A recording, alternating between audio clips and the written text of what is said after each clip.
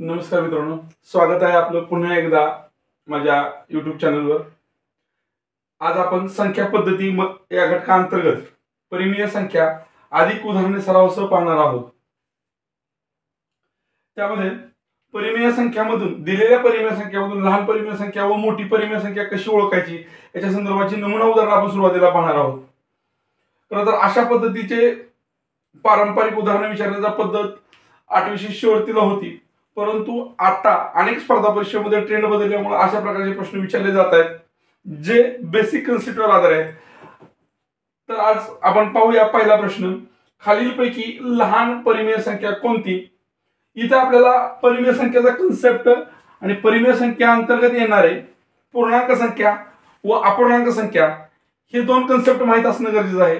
आणि पूर्णांक संख्यामध्ये ऋण पूर्णांक, धन पूर्णांक आणि शून्य हे तीन संख्येचे प्रकार आणि अपूर्णांक संख्या असे परिमेय संख्येच्या अंतर्गत येणारे घटक व त्यांचे थोडेसे कन्सेप्ट आपल्याला माहित असतील तर या प्रश्नाचं उत्तर आपण सहज काढू शकतो। आपल्यासाठी दिलेल्या परिमेय संख्या अशा आहेत: 9/4 वजा 7/5 10/2 1/3 0/5। ज्यावेळेस आपण परिमेय संख्येची माहिती पाहत होतो संख्या पद्धती या घटकांतर्गत पहिल्या व्हिडिओमध्ये, त्यावेळेस 0/5 ही अर्थहीन राशी असते असं स्पष्टपणे सांगितलं होतं, किंवा त्याची किंमत 0 असते हे आपण पाहिलं होतं। इथं 9/4 वजा 7/5 10/2 1/3 या संख्यांचा परत एकदा विचार करता आपल्या असं लक्षात येईल, ज्यावेळेस आपण पहिल्या व्हिडिओमध्ये परिमेय संख्या अंतर्गत संख्यांचे 3 प्रकार पाहिले होते, त्याच्यामध्ये धन पूर्णांक, ऋण पूर्णांक आणि शून्य संख्या पाहिल्या होत्या। संख्या रेषेवर शून्य आणि शून्याच्या डावीकडे ऋण संख्या व शून्याच्या उजवीकडे धन संख्या असतात, आणि शून्याच्या डावीकडे असणाऱ्या ऋण संख्या ह्या नेहमी शून्यापेक्षा लहान असतात। आणि दिलेल्या संख्यांमध्ये वजा 7/5 ही एक ऋण पूर्णांक संख्या आपल्याला दिलेली आहे, म्हणजेच ती संख्या शून्यापेक्षा लहान असणार आहे। आणि मग आपल्या या प्रश्नाचं उत्तर, खालीलपैकी लहान परिमेय संख्या कोणती, या प्रश्नाचं उत्तर साहजिकच वजा 7/5 हे असणार आहे, म्हणजेच पर्याय क्रमांक 2। अशाच प्रकारचा आपल्याकडे दुसरा एक प्रश्न आहे, खालील पर्यायापैकी सर्वात लहान परिमेय संख्या असलेला पर्याय कोणता।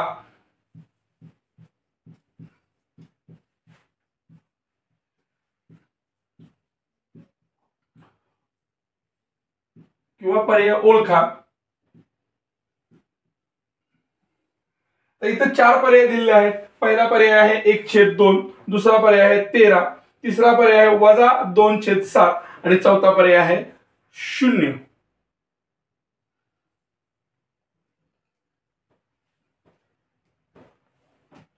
तर 1/2 13 वजा 2/7 व 4 या राशीपैकी किंवा या परिमेय संख्यापैकी आपल्याला लहान परिमेय संख्या ओळखायची आहे। आणि मग आपण परिमेय संख्या अंतर्गत जे संख्यांचे विभाजन केलं होतं त्यामध्ये पूर्णांक संख्या आणि अपूर्णांक संख्या ह्या पद्धतीने विभाजन केलं होतं। आणि पूर्णांक संख्येमध्ये पुन्हा धन पूर्णांक, ऋण पूर्णांक आणि शून्य अशा पद्धतीने विभाजन केलं होतं। संख्या रेषेवर शून्याच्या डावीकडील संख्या ह्या शून्यापेक्षाही लहान असतात, तर इतर संख्यापेक्षा जसं जसं डावीकडे जाऊ तसं त्या लहान होत जातात। आणि मग पर्यायांचं नीट निरीक्षण केल्यानंतर या ठिकाणी आपल्याला लक्षात येईल की पर्याय क्रमांक 2 म्हणजेच वजा 2/7 हा पर्याय या ठिकाणी दिलेल्या पर्यायापैकी सर्वात लहान संख्या आहे।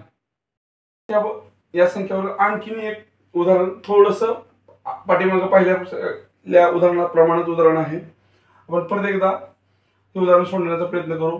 कमीत कमी वेळेत सोडवण्यासाठीच्या प्रक्रिया समजून घेऊ। पहिल्यांदा गणित वाचल्यानंतर 2/3 3/4 1/2 5/6 4/5 या परिमेय संख्यापैकी सर्वात मोठी व सर्वात लहान परिमेय संख्या यांच्यातील फरक किती। म्हणजे इथं सुद्धा आपल्याला 3 क्रिया करायच्या आहेत। सर्वात प्रथम दिलेल्या या परिमेय संख्यामधील सर्वात मोठी परिमेय संख्या आपल्याला माहित असायला पाहिजे।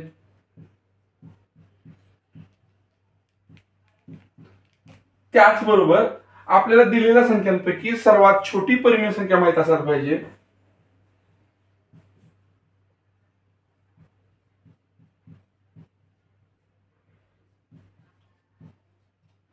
सर्वात छोटी परिमेय संख्या असायला माहित असायला पाहिजे, आणि त्यानंतर सर्वात लहान, आणि मग या दोन संख्या झाल्यानंतर या दोन्हीतील फरक म्हणजेच आपल्याला वजाबाकी करता आली पाहिजे, आणि वजाबाकी करत असताना परिमेय संख्यांचा छेद आपल्याला समान करून घ्यावा लागतो, हे आपल्याला माहित पाहिजे. आता दिलेल्या संख्येतील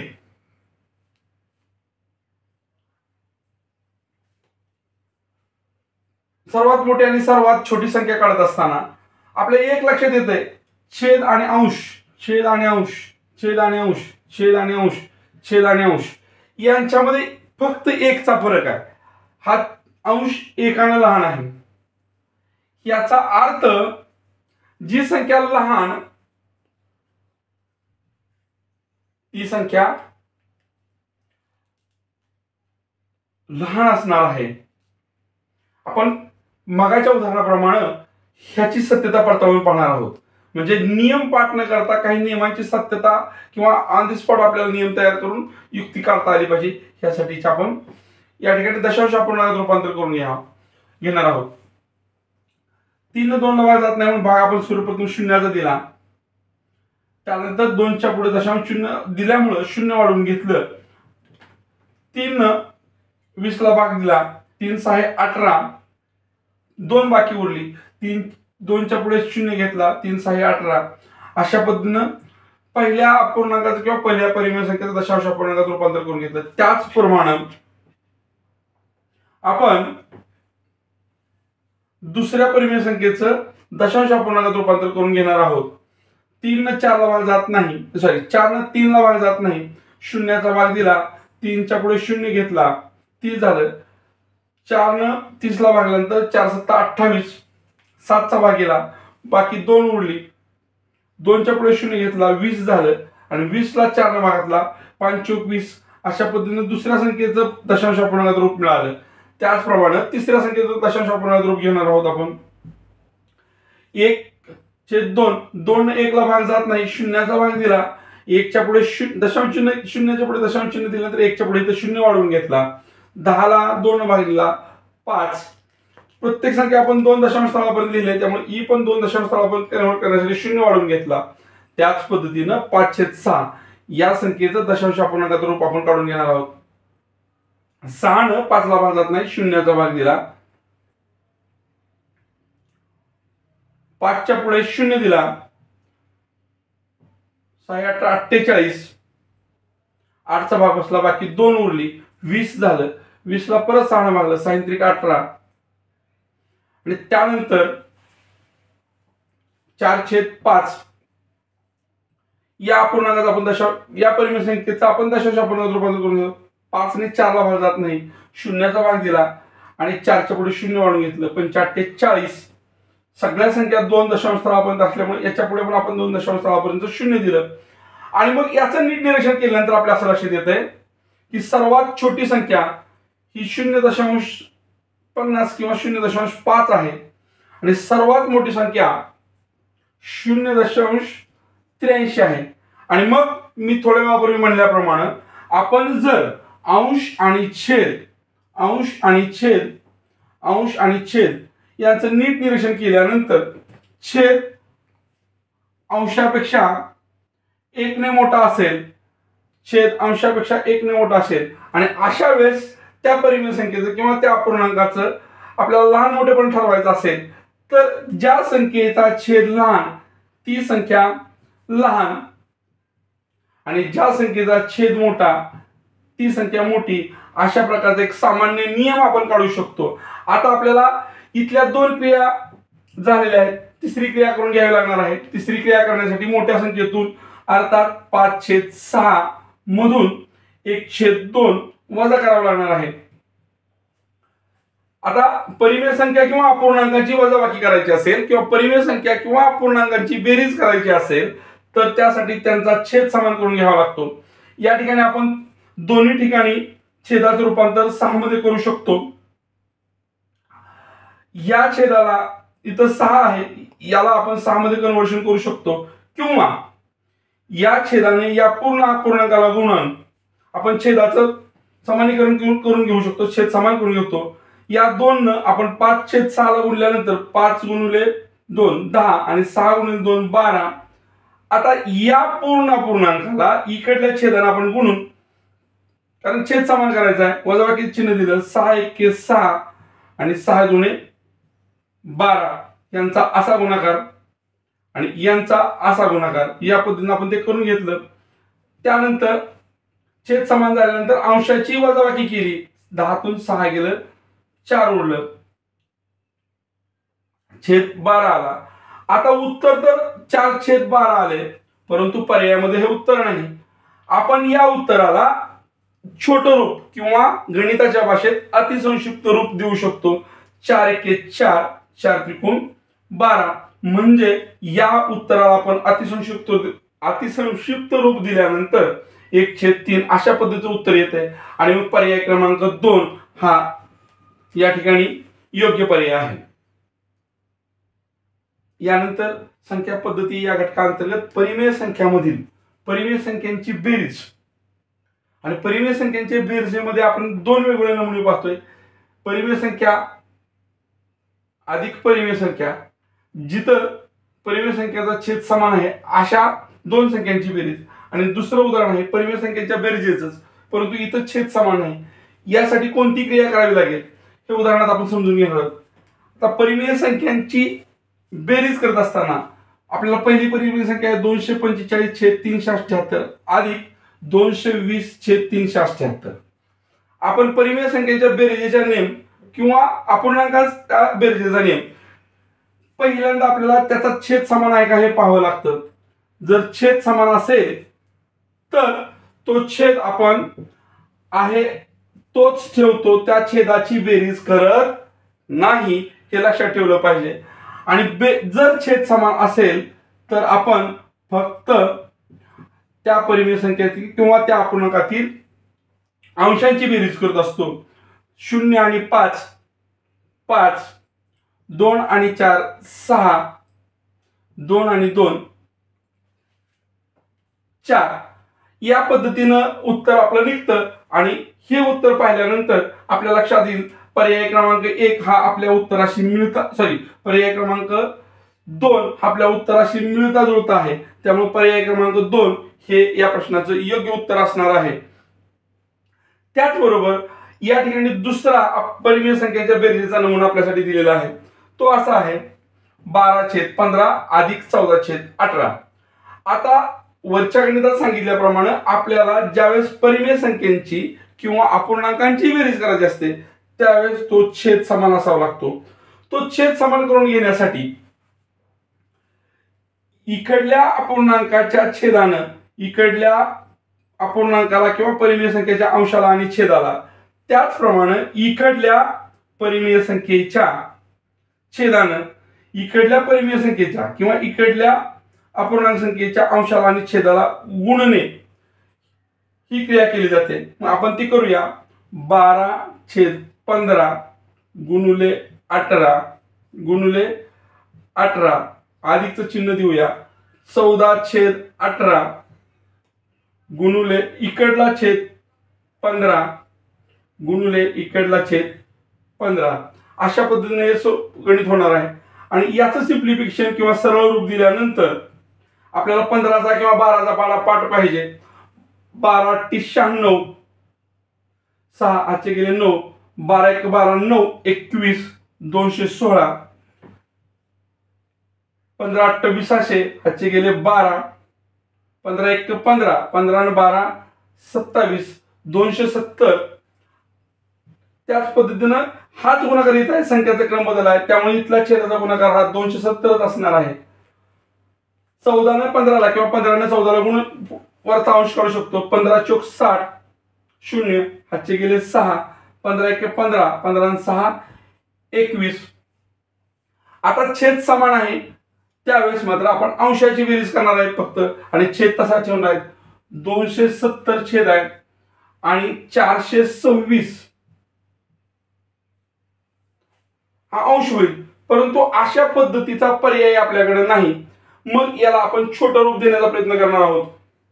छोटं रूप देण्यासाठी आपल्याला पाळे किंवा कसोट्या माहीत असले पाहिजे. याला 2 न किंवा आपण 3 न छोटं रूप देऊ शकतो. सुरुवातीला म्हणजे याला 3 न छोटं रूप देऊया.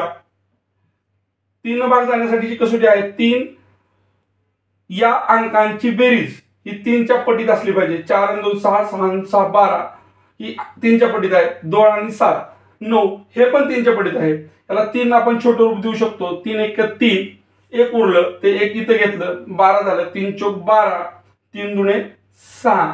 त्याच पद्धतीने 3 9 27 आणि शून्याचा भाग दिला 90 झालं. त्यानंतर परत आपण या संख्यांना आणखीन छोटं करू शकतो कारण आपल्याकडे अशा पद्धतीचा पर्याय नाही. यांना आपण परत छोटं करूया. 2 न भाग दिला तर 45. आता 2 नच भाग का दिला तर 2 न भाग जाण्याची कसोटी आहे ज्या संख्येचे एकक स्थानी 2 4 6 8 0 हे अंक असतात त्याला 2 न भाग जातो आणि मग याला 2 न भागल्यानंतर उत्तर येतं 45. तसंच याला 2 न भागल्यानंतर उत्तर येतं 7 दुणे 14 आणि बेक बे बेसती 14 आणि बेक 71/45. आता आपल्याकडे हेही उत्तर नाही परंतु छेदस्थानी 45 असणारा पर्याय आपल्याकडे आहे आणि मग त्या पर्यायापर्यंत पोहोचण्यासाठी आपल्याला पर्याय तो जो आहे तो पूर्णांकयुक्त अपूर्णांकात दिलाय. या उत्तराला आपल्याला पूर्णांकात रूपांतर करावं नाही. पूर्णांकात रूपांतर करणे म्हणजेच या अंश मोठा असणाऱ्या परिमेय संख्येला त्याच्या छेदाला भागलं 45 न जर 71 भागलं तर भाग 1 चा बसतो आणि बाकी 71 वजा 45. 11 5 गेले 6 उरले. आजचे परत दिले 7 मधून 5 गेले 2 उरले म्हणजे बाकी 26 उरते आणि अपूर्णांकाला पूर्णांकात रूपांतर करत असताना जी बाकी उरलेली आहे ती अंशस्थानी लिहून जो छेद पूर्वीचा आहे तो त्याच पद्धतीने लिहिला तर आपल्याला उत्तर मिळतं आणि या प्रश्नाचं उत्तर आपलं 1.26/45 या पद्धतीने पर्याय क्रमांक 2 हे उत्तर योग्य आहे. संख्या पद्धती अंतर्गतच्या परिमेय घटकावर परिमेय संख्या घटकावर परिमेय संख्यांची वजाबाकी या प्रकारची आपण 2 उदाहरणं पाहणार आहोत. आता परिमेय संख्या किंवा अपूर्णांक संख्या 3423/2538 वजा दुसरी परिमेय संख्या आहे वजा 2130/2538.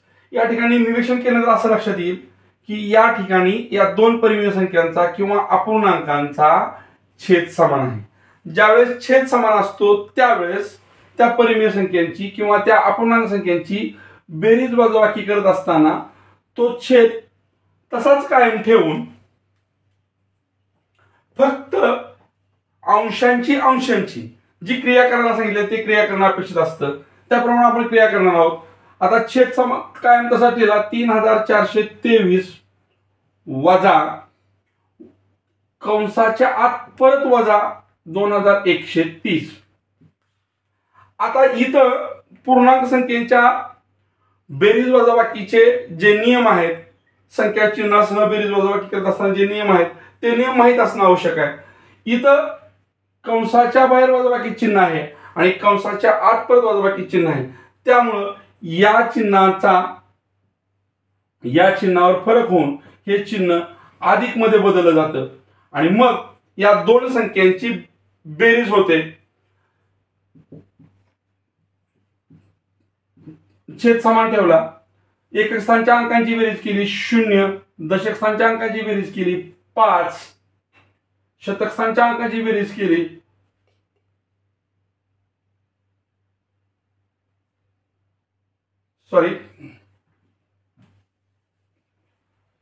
एकक स्थानच्या अंकांची बेरीज केली 3 + 0 3, दशक स्थानच्या अंकांची बेरीज केली 2 + 3 5, शतक स्थानच्या अंकाची बेरीज केली 4 + 1 5 आणि हजार स्थानच्या किंवा सहस्त्र स्थानच्या अंकाची बेरीज केली ती आली 5. आणि मग या पद्धतीचा पर्याय आपल्याकडे आहे का आपण पाहू शकतो. 5553 वजा 5553/2538 अशा प्रकारचा आपल्याकडे 2 क्रमांकाचा पर्याय उपलब्ध आहे. त्यामुळे आपण या प्रश्नाचं उत्तर म्हणून हा पर्याय निवडू शकतो किंवा निवडावा. त्याच पद्धतीनं आणखीन एक उदाहरण आपल्याकडे आहे जिथं छेद समान नसणाऱ्या परिमेय संख्या आहेत आणि वजाबाकीची क्रिया करायची आहे. आपल्याला परत एकदा या ठिकाणी या परिमेय संख्यांची वजाबाकीची क्रिया करत असताना सर्वप्रथम छेद समान करून घ्यावा लागणार आहे आणि छेद समान करण्यासाठी या पहिल्या परिमेय संख्येला 12/17 इकडल्या परिमेय संख्येच्या छेदाने गुणावत आहे 23 गुणुले 23 वजाबाकीचं चिन्ह कायम ठेवायचं आहे. या संख्येचं वजाबाकीचं चिन्ह सुद्धा कायम ठेवायचं आहे. 16/23 गुणुले इकडल्या परिमेय संख्येच्या छेदानं यांना गुणायचं आहे गुणुले 17. आता छेद समान करून घेतल्यानंतर या गुणाकारासाठी वेळ घालवायचा का नाही हे आपण असं ठरवायचं की चारही पर्यायामध्ये 391 हा छेद आहे. 17चा पाडा जर आपल्याला पाठ असेल 17 त्रिक 51 एक आला हाचे गेले 5 17 दोन्ही 34 आणि 5 39 या पद्धतीने हा छेद समान झालाय. या ठिकाणी 391 आणि या ठिकाणी 391 या पद्धतीने आपल्याला लिहावं लागणार आहे. आता छेद समान झाला अंशांचा गुणाकार करावा लागणार आहे. जो छोटा पाडा आहे तो मला सोपा जाणार आहे. 12चा पाडा आपण 3 पर्यंत म्हणूया 12 त्रिक 36 हातचे गेले 3 12 दोन्ही 24 आणि हातचे गेले 3 276 वजाबाकीचं चिन्ह इथं आपल्या दोन परिमेय संख्येच्या चिन्हासाठीच आहे परंतु या परिमेय संख्येला सुद्धा वजाबाकी चिन्ह आहे आणि 17 गुणिले 16 हे वजाबाकीचे चिन्ह आहे. यात एक संख्या ऋण आहे आणि एक संख्या धन आहे. अशा वेळेस या संख्येचा गुणाकार ऋणच येतो त्यामुळे ऋण चिन्ह दिलं आणि 17चा आणि 16चा गुणाकार करून घेतला. आपल्याला 17चा पाडा पाठ पाहिजे. 17 आहे 102 हातचे गेले 10 आणि 17 1 17 17 आणि 10 27 परंतु आता ही क्रिया करत असताना छेद समान आहे 391 अंशांची क्रिया होणार आहे. वजाबाकीचं चिन्ह आहे आणि कंसात वजाबाकीचं चिन्ह 272 त्यामुळे या ठिकाणी पूर्णांक संख्येच्या बेरीज वजाबाकीचा चिन्हाचा नियम जर आपल्याला पाठ असेल तर या ठिकाणी या ऋण चिन्हामुळे या ऋण चिन्हाचं रूपांतर धन मध्ये होणार आहे आणि यांची बेरीज हे उत्तर म्हणून असणार 6 2 8 7 7 14 हातचे गेले 1 2 2 4 आणि 1 5 548 आणि आपला जो छेद आहे तो कायम राहिला 391.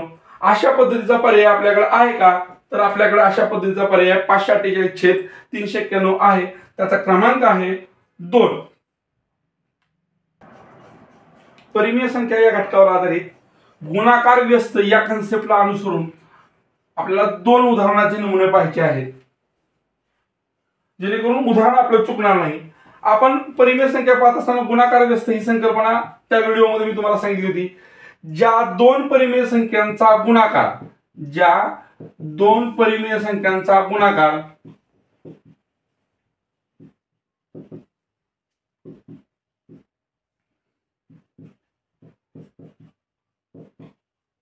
एक येतो त्या संख्यांना त्या परिमेय संख्यांना गुणाकार व्यस्त असे म्हटले जाते. आता गुणाकार व्यस्त म्हटल्यानंतर आपण 2 पद्धतीची उदाहरण पाहिली होती. जर संख्या समजा 4 असेल तर तिचा गुणाकार व्यस्त हा 1/4 असतो किंवा जर संख्या समजा 1/4 असेल तर तिचा गुणाकार व्यस्त हा 4 असतो किंवा घातांकाचं उदाहरण आपण पाहिलं होतं 3चा दुसरा घात या संख्येचा गुणाकार व्यस्त हा 3चा वजा दुसरा घात किंवा दुसऱ्या शब्दात 1/3चा दुसरा घात अशा पद्धतीने आपण पाहिलं होतं. आता इथं मात्र आपल्याला 4 वेगवेगळ्या संख्या दिल्या आहेत 10/16 5/8 15/24 20/32 याप्रमाणे जर आपण विचार केला तर या संख्येचा गुणाकार व्यस्त 16/10 असायला पाहिजे होता. या संख्येचा 8/5 असायला पाहिजे होता. या संख्येचा 24/15 असायला पाहिजे होता. या संख्येचा 32/20 असायला पाहिजे होता. परंतु सर्व संख्यांसाठी एकच गुणाकार व्यस्त संख्या आहे असं या पर्यायावरून दिसतंय. मग हे कसं काय, तर आपल्याला हे उत्तर काढण्यासाठी पहिली क्रिया काय करावं लागेल, या सर्व अपूर्णांकांना आपल्याला अतिसंक्षिप्त रूप किंवा छोटं रूप द्यावं लागेल. आणि मग छोटं रूप देत असताना आपण या संख्यांना उत्तर छोटं रूप देऊ शकतो. 2 न भागलं तर 2×8 = 16, 2×5 = 10. म्हणजे हे 5/8 तयार झालं. इथं 5/8 आहे. याला आपण छोटं रूप देऊया. या दोन संख्या 3च्या पाड्यात आहेत. 3×5 = 15 आणि 3/8. या दोन संख्या ज्या संख्येच्या पाड्यात आहेत त्या संख्येनं भागाकार करून आपण या संख्येला छोटं रूप देऊ शकतो, अतिसंक्षिप्त रूप देऊ शकतो. त्याच पद्धतीने या दोन संख्या 4च्या पाड्यात आहेत. 4×5 = 20, 4×8 = 32. आणि मग आपल्या असं लक्षात येईल की या सर्व संख्यांचं छोटं रूप हे 5/8 आहे. आणि मग 5/8 या संख्येचा गुणाकार व्यस्त काय असणार आहे, 8/5. आणि मग 8/5 असणारा क्रमांक 3चा पर्याय हा या प्रश्नासाठीचं उत्तर असणार आहे. त्याच पद्धतीनं आपल्याला खाली पण प्रश्न आहे. 6/2, 9/3, 12/4, 3/1 या सर्व परिमेय संख्यांची गुणाकार व्यस्त संख्या कोणती. मगाप्रमाणेच संख्या अनेक दिलेत परंतु गुणाकार संख्या म्हणून पर्याय एकच आहे. मग असं कधी कधी होणार आहे, तर या संख्यांना छोटं रूप दिलं तर आपल्या लक्षात येणार. छोटं रूप गणिताच्या भाषेत त्याला अतिसंक्षिप्त रूप म्हणतात. आपण याला छोटं रूप देऊया.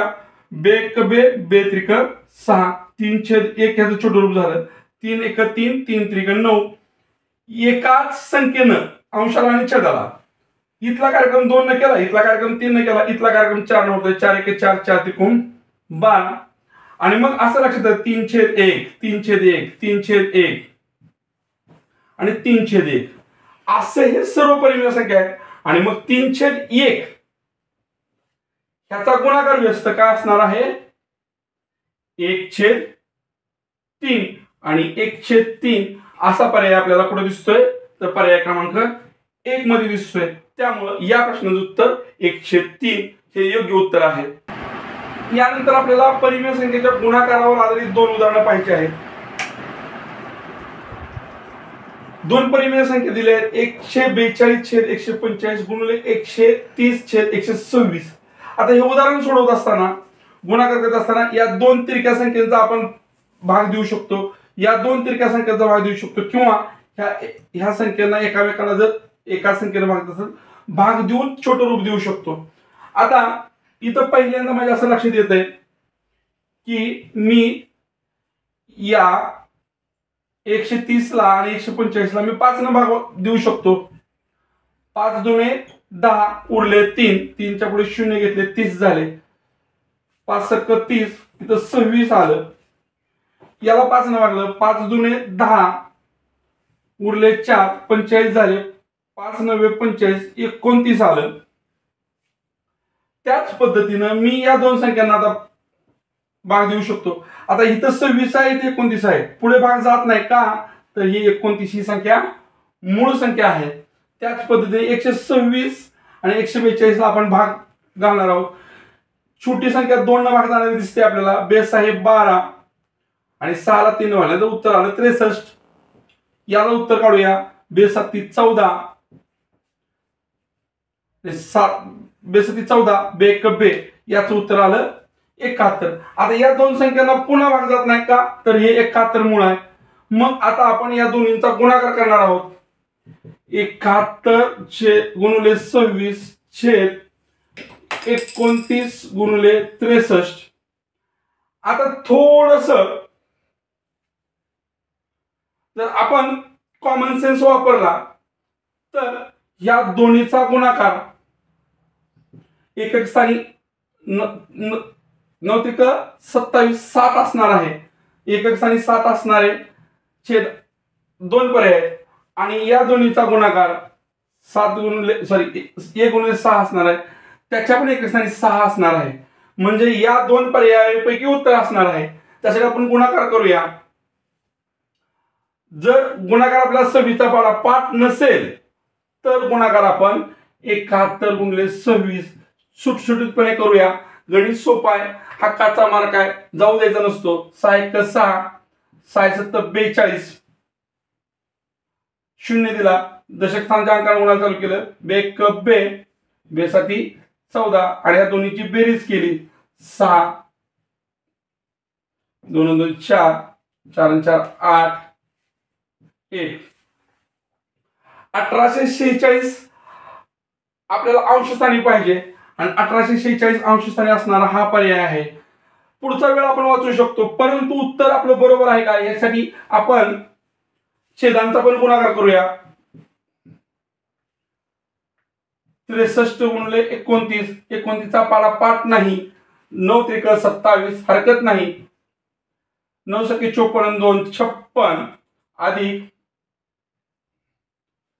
शून्य दिला दशकाने गुणताना, बेत्रिक 6, 6 दुने 12, 7 7 6 6 12 ह्याचे गेले 1, 5 2 7 1 8, 1827 बरोबर आहे.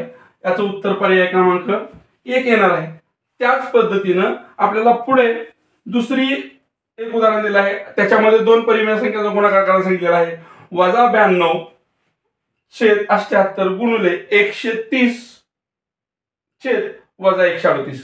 ज्यावेळेस एका खाली एक अंशाला आणि छेदाला गुणाकारात वजाबाकीचे चिन्ह असेल ते चिन्ह उमीट होणार किंवा वगळलं जाणार. त्याचप्रमाणे गुणाकाराच्या संख्येत जर तिरकस संख्यांना वजाबाकी चिन्ह असेल तर ते सुद्धा आपण पुढच्या पायरीत वगळणार आहोत. म्हणजे हे 92चं चिन्ह गेलं आणि याला आपण छोटं रूप देऊ शकतो. छोटं रूप देत असताना आपण पहिल्यांदा 2 न भाग घालून देऊया. 4 दुने 8, 1 उरलं 12 झालं, 4 त्रिकोण 12, सॉरी 2 न भाग घालतोय आपण, बेचोक 8, 1 उरलं, बेसाही 12 46 आलं. त्याच पद्धतीने याला आपण भाग देतोय, बेसाही 12 92 18. परत आपल्याला असं लक्षात येतं की 23च्या पाड्यात या दोन संख्या आहेत, 23 2 46, 23 त्रिक 69. आता या दोन संख्यांचा आपण तिरकस गुणाकार करतोय, आता भागाकार करणार आहेत. याला आपण 2 न भागलं, इथं उत्तर आलं 65, 6 दुने 12 ह्याच्या उरलं 1 10 झालं, 2 3 10. त्याच पद्धतीने याला आपण भागणार आहोत, बेत्रिक 6 92 18 39 आणि 65. ह्या दोन संख्या 13च्या पाड्यात आहे असं माझ्या लक्षात आलं. 13 5 65, 13 39. आता आपलं उत्तर खूप छोटं झालं. वर 2 गुणिले 5 आणि खाली 3 गुणिले 3 9 अशा पद्धतीने आलं. म्हणजेच 10/9 हे उत्तर आलं. आता 10/9 हा पर्यायच नाही, सगळे पर्याय हे पूर्णांकयुक्त अपूर्णांकात आहेत. 10/9 या परिमेय संख्येला आपण पूर्णांकयुक्त अपूर्णांकात रूपांतर करत असताना 9 न 10 ला भागल्यानंतर 1 चा भाग पूर्ण बसतो, बाकी जी उरते त्या अंशस्थानी लिहितो, बाकी उरलेले आहे 1 आणि छेद आहे तसा लिहितो. अशा पद्धतीने पूर्णांकयुक्त संख्या तयार करतो आणि 1.1/9 असा पर्याय आपल्याकडं 4थ्या क्रमांकाला आहे. म्हणून या प्रश्नाचं उत्तर 4था पर्याय येणार आहे. दोन परिमेय संख्यांचा भागाकार या घटकावर आधारित आपल्याला काही उदाहरणं पाहिजे आहेत आणि उदाहरणं पाहिल्याशिवाय आपल्याला हे घटक दृढीकरण होणार नाही. दोन परिमेय संख्या दिल्या आहेत, -245 छेद 135 भागिले -175 छेद 180. आता परिमेय संख्यांचा भागाकार म्हणजेच या संख्येच्या गुणाकार व्यस्तानं, या संख्येच्या गुणाकार व्यस्तानं म्हणजेच काय असतो गुणाकार व्यस्त, तर याच्या उलट 180 छेद -175 गुणाकार व्यस्तानं त्या संख्येला गुणन, -245 छेद 135 ही आपली मूळची संख्या आहे आणि या संख्येला भागायचं होतं -175 छेद 180 न. परंतु परिमेय संख्येचा भागाकार असं सांगतो, भागाकाराचा नियम असं सांगतो, त्या संख्येला भागण्याऐवजी त्या संख्येच्या गुणाकार व्यस्तानं गुणणं आणि याचा गुणाकार व्यस्त या पद्धतीने होतो. आणि मग आपण गुणाकाराचं एक उदाहरण पाहिलेलं आहे. आता त्याप्रमाणे गुणाकार जर इथं वजाचं चिन्ह आणि इथं वजाचं चिन्ह असेल तर हे वजाबाकी चिन्ह नाहीच होतं. त्याच पद्धतीने इथं वजाबाकी चिन्ह आणि इथं वजाबाकी चिन्ह आहे तर हे चिन्ह नाहीच होतं. त्याचप्रमाणे इथं आणि इथं वजाबाकी चिन्ह असेल तर ते नाहीच होतं. प्रथम हे वजाबाकीचे चिन्ह आपलं या उदाहरणातलं नाहीच होणार आहे. आता नीट निरीक्षण केल्यानंतर या संख्यांना 5 न भाग जातो हे लक्षात येतंय. 5 न भाग दिला, 5 चोक 20, उरलं 4, 5 9 45. त्याचप्रमाणे याला भाग गेलो, 5 त्रिक 15, उरले 2, झाले 25, 5 5 25. आता या संख्येला परत 7 न भाग जातो हे लक्षात येतंय. 7 7 49, 7 5 35. आता या दोन संख्यांचा आपण तिरकस गुणाकार अर्थात भागाकार करणार आहोत. याला पण 5 न भाग जातोय. 5 2 10, उरलं 3, 3 आणि 5, 3च्या पुढे 5 म्हणजे 35 झालं. 35 ला परत 5 न भागलं तर 5 7 35, 27 चा भाग बसला. त्याचप्रमाणे 5 त्रिक 15, 3 चा भाग बसला, उरलं 3, 3 वर 0 आला 36. या दोन संख्यांना परत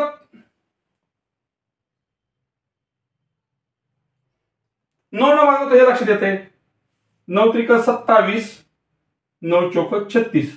म्हणजे वर उरलं 7 चोक 28 आणि खाली उरले 3 5 15. तर 28/15 अशा प्रकारचा पर्याय असणारा पर्याय क्रमांक 1 आहे. त्यामुळे आपलं या उदाहरणाचं उत्तर 28/15 हेच असणार आहे. त्याचप्रमाणे आपण दुसरं उदाहरण समजून घेणार आहोत. वजा 725 छेद भागिले 600 किंवा छेद 600 भागिले 290 छेद वजा 360. एखाद्या परिमेय संख्येला दुसऱ्या परिमेय संख्येने भागणं म्हणजेच त्या परिमेय संख्येच्या गुणाकार व्यस्तानं गुणन असतं. त्याप्रमाणे मांडणी करून घेतली. वजा 725 छेद 600 गुणुले गुणाकार व्यस्त घ्यायचा आहे याचा 360 छेद 290. या शून्याला ए शून्य गेला. 6 10 60, 6 6 36, परत त्याला भागला 5, सॉरी 2 न भागल्यानंतर त्याला 5 चा भाग बसला, 2 न भागल्यानंतर त्याला 3 चा भाग बसला. या संख्येना हे चिन्ह कायम आहे हे लक्षात राहायला पाहिजे. या संख्येनं खाली 5 आहे, या 5 न संख्येला आपण भागू शकतो. 5 1 5, 5 1 5, उरलं 2, 22 झालं. 5 चोक 20, उरलं 2, 25 झालं. 5 5 25. आता या संख्येला आपण नीट निरीक्षण केलं तर असं लक्षात येतं 145 च्या दुप्पट 290 असतं. 145 145, 145 दुने 290 म्हणजे वरचा गुणाकार आला 1 गुणिले 3 3 आणि खालचा गुणाकार 1 गुणिले 2 2. परंतु हे वजाबाकीचं चिन्ह आणि हे वजाबाकीचं चिन्ह इथं कायम राहणार आहे. वजा 3 गुणिले वजा 1. दोन ऋण संख्यांचा गुणाकार नेहमी धन असतो. त्यामुळं या प्रश्नाचं उत्तर 3/2 हे असणार आहे आणि पर्याय क्रमांक 1 हा या ठिकाणी योग्य उत्तराचा पर्याय आहे. यापुढे एक थोडस डोकं चालवायला लावणारं उदाहरण आहे.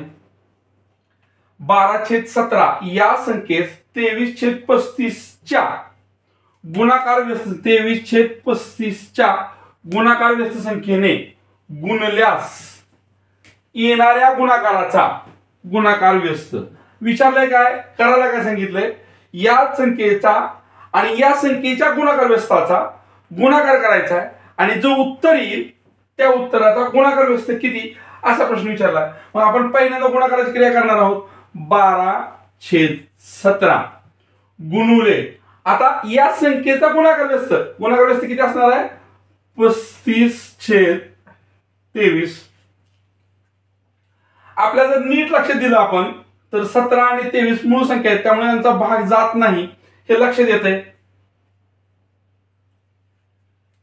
एकमेकांना भाग जायला त्या पाड्यात पण नाहीत. त्यामुळं 12चा आणि 35चा सर्व गुणाकार करून आहे. 12 पंचे 60, हातचे गेले 6, 12 त्रिक 36 आणि 6 42. आता माझ्यासारखा थोडस उत्तर काढणारा सेन्स असणारा विद्यार्थी काय करेल? अंशाचं उत्तर 420 आलंय म्हणजे याचा गुणाकार व्यस्तात अंश हा छेदस्थानी जाणार आहे. 420 छेद असणारा पर्याय योग्य आहे असं उत्तर काढू शकतो आणि वेळ वाचू शकतो. पण आपण रिस्क न घेता वेळ न वाचवता पुढे जाऊन उदाहरण करूया. 17चा पाढा आपण 3 पर्यंत म्हणलं. 17 त्रिक 51, हातचे गेले 5, 17 दोन्ही 34 आणि 5 39, 391, 420/391 असं उत्तर आलं. पण आपल्याला काय विचारलंय, याचा आलेल्या गुणाकाराचा गुणाकार व्यस्त. याचा गुणाकार व्यस्त काय असणार आहे, 391/420. आणि असा पर्याय आपल्याला कुठं फ्लॅश होतोय, तर पर्याय क्रमांक 2. आणि म्हणून या प्रश्नाचं उत्तर पर्याय क्रमांक 2 आहे. मित्रांनो, आपण परिमेय संख्यावर आधारित परिमेय संख्यातील लहान मोठी परिमेय संख्या शोधणे, त्यांची बेरीज करणे, वजाबाकी करणे, गुणाकार, भागाकार आणि गुणाकार व्यस्त या सर्व संकल्पनावर आधारित काही उदाहरणं पाहिलेली आहेत. निश्चितपणे तुम्हाला ते मदतीची ठरतील. या उदाहरणाचा किंवा अशा प्रकारच्या उदाहरणाचा तुम्ही आणखीन सराव करा. व्हिडिओ आवडला तर लाईक करा आणि आपल्या गरजू मित्रांना जे पोलीस भरतीची किंवा महाराष्ट्र शासनाकडून घेतल्या जाणाऱ्या इतर सर्व परीक्षांच्या स्पर्धा परीक्षांची तयारी करतात, विशेषतः 8वी शिष्यवृत्तीच्या विद्यार्थ्यांना हा व्हिडिओ आपण पुढे पाठवावा ही विनंती आणि माझं चॅनल आपण लाईक करावा, शेअर करावा ही विनंती. धन्यवाद.